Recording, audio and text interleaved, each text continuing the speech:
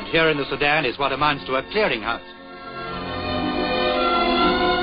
Aha, would this be the pelican, whose beak, according to rhymed legend, can hold more than you'd think? Or maybe it's the shoebill or Marabus stork. We wouldn't know.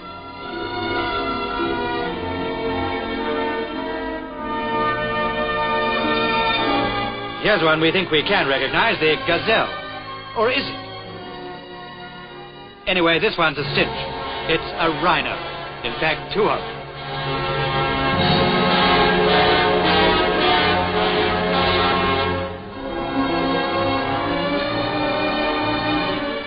As a matter of fact, they're very special white rhinos. When fully grown, second in size only to the elephant. It's Paul and his mate Chloe, two of a rare species of which only 1,000 remain in the whole of Africa, 600 of them in the Sudan. 3 years old, they have a smoother than usual skin, which reflects white dust, hence their name. But it'll take another 7 years before they're fully grown. Their staple diet is grass vegetation, a fact used to full advantage when enticing them into their cages.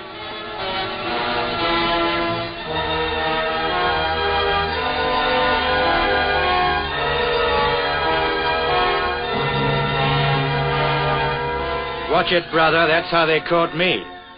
But it's got to be done, for the precious pair have a long journey in front of them, and the first job is weighing them.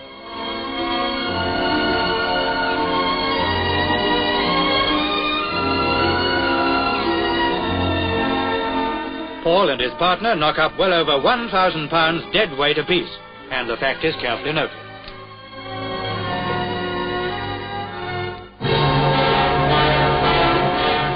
But it's over at last, and they're off on the first stage.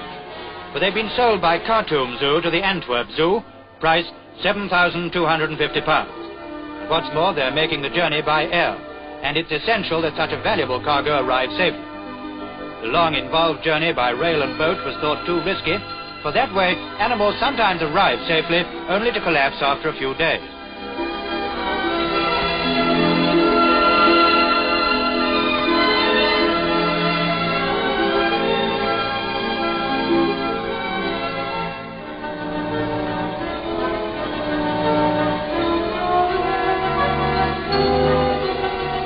In no time now, they'll be safely stowed for the trip. Stowing's a careful process, for they're not the only travellers, and some of them are tricky customers.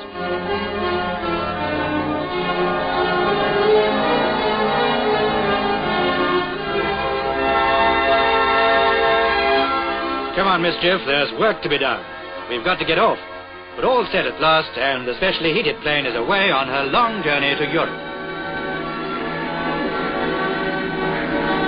The plane's cargo is a mixed bag. A pair of buffaloes, another 900 pounds on the payload. In addition, birds of many kinds, a tortoise, baboon, squirrels, and food to feed them all on the trip.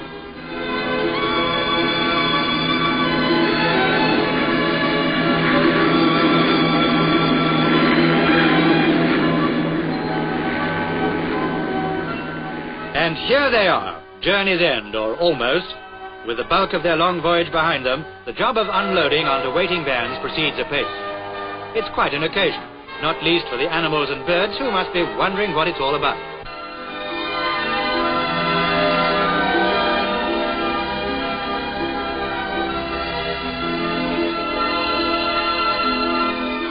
There'll be more puzzles still when they get to the zoo. There they'll just have to get used to staring crowds. Down they're lowered for positively the last time. All that remains is to get them out. Yes, the end's definitely in sight.